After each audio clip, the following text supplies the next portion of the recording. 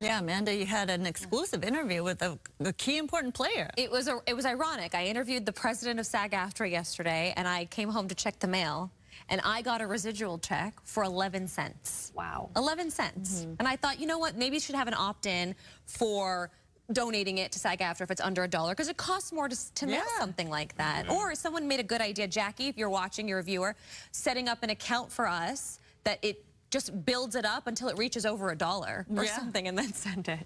Well, almost 3 weeks of the SAG-AFTRA strike, and if it feels longer, it's because the writers have been on strike now for over 90 days. And I spoke to Fran Drescher yesterday, and she actually let me know how long they're willing to go. The multi-million-dollar question that so many people are asking is, how long will this go? I'm sure you get asked that daily.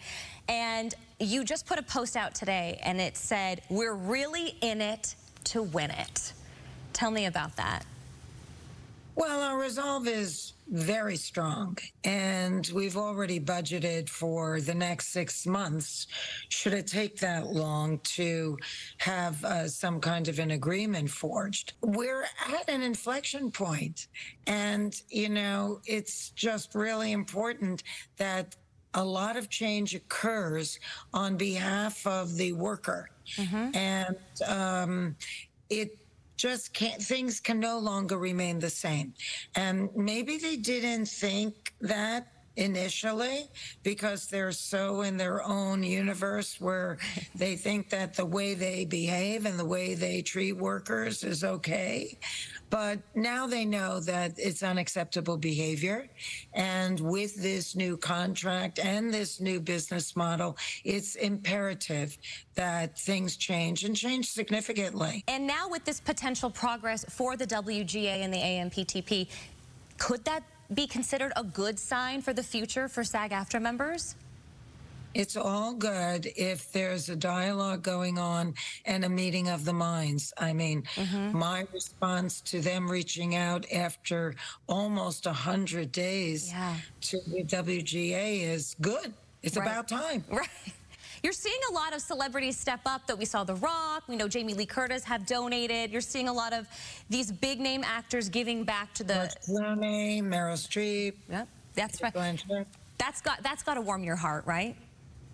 Absolutely. You know, we're a very tight community, and none of these performers that are in the top 1 percentile ever forget how they felt when they got their first union card, their first job, what it meant to be a journeyman performer.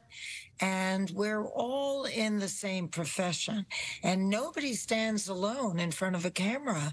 They are surrounded by all the rest of us, and that's what brings the stories to life. So we're all integrated, we're all in it to win it, and we're all in solidarity and unity in a way that we haven't seen in literally decades.